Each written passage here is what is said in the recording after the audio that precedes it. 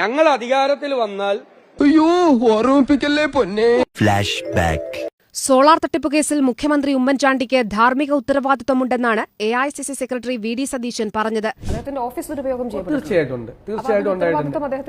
ഉണ്ടല്ലോ, ധാർമ്മികമായ ഒരു ഉത്തരവാദിത്വം. എന്തുകൊണ്ടോ ഒരു അഴിമതിയുടെ നിഴൽ ഈ UDF സർക്കാരിന്റെ മീതെ വീണിരിക്കുന്നു, ഒരു കരിനിഴൽ വീണിരിക്കുന്നു. അതിൽ നിന്ന് പുറത്തു കടക്കണം. അവശരമായ രോഗികളെ മൃതദേഹങ്ങളോടൊപ്പം കിടത്തിയ സംഭവം പുറത്തു വന്നതിനെ തുടർന്ന് അന്വേഷണ വിധേയമായ 2 ജീവനക്കാരെ ജില്ലാ മെഡിക്കൽ ഓഫീസർ സസ്പെൻഡ് ചെയ്തിരുന്നു. തുടർന്നാണ് ഇന്ന് രാവിലെ ആരോഗ്യമന്ത്രി VS ശിവകുമാർ ആശുപത്രി സന്ദർശിച്ചത്. ഇതിനിടെ ആശുപത്രിയിലെത്തിയ മന്ത്രി പ്രതിഷേധം ഭയന്ന് വാർഡ് സന്ദർശിക്കാതെ ആശുപത്രി സൂപ്രണ്ടിന്റെ മുറിയിലിരുന്നു.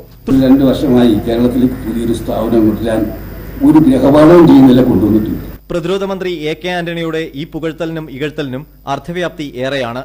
കഴിഞ്ഞ ഇടതു സർക്കാരിനെ താരതമ്യം ചെയ്തുകൊണ്ടാണ് AK ആന്റണി UDF സർക്കാരിനെ കടുത്ത ഭാഷയിൽ വിമർശിച്ചത്.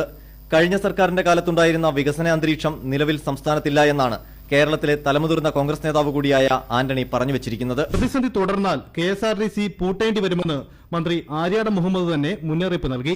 ഈ KSRTC എന്ന് പറയുന്നത് തനിയെ നിന്നേക്കും എന്ന് ഞാൻ നിയമസഭയിൽ പറഞ്ഞില്ല. അത് യഥാർത്ഥത്തിൽ സംഭവിക്കാൻ പോവുകയാണ്. ഒരു നിലയിലും മുന്നോട്ട് പോകാൻ കഴിയാത്തൊരു സാഹചര്യം. സർക്കാർ ചെലവിൽ 6 ഡ്രൈവർമാരെ വെച്ച മന്ത്രിമാരുണ്ട് കേരളത്തിൽ. മന്ത്രി VS ശിവകുമാറിന്റെ കാർ ഓടിക്കാനാണ് 6 ഡ്രൈവർമാർ. മന്ത്രി അനൂപ് ജേക്കബിനുള്ളത് 6 അറ്റൻഡന്റുമാർ. ചെലവ് ചുരുക്കണമെന്ന് ഉത്തരവിറക്കിയ ശേഷവും മന്ത്രിമാരുടെ ധൂർത്ത് തുടരുന്നു. നമ്മുടെ തെറ്റുകൾ എന്താണെന്ന് നമുക്ക് മനസ്സിലാക്കണം. ഏറ്റവും UDF അതിന്റെ ചരിത്രത്തിലെ ഏറ്റവും വൾണറബിൾ ആയിട്ടുള്ള, ഏറ്റവും പരിതാപകരമായിട്ടുള്ള ഒരു പൊസിഷനിലാണ് UDF നിൽക്കുന്നത്. അതിൽ നിന്ന് മാറ്റം വേണം. അപ്പം 2-3 കാര്യങ്ങളെ ഞാൻ പറഞ്ഞുള്ളൂ. ഈ അഴിമതിയുടെ നിഴലിൽ നിന്ന് പുറത്തു വരണം.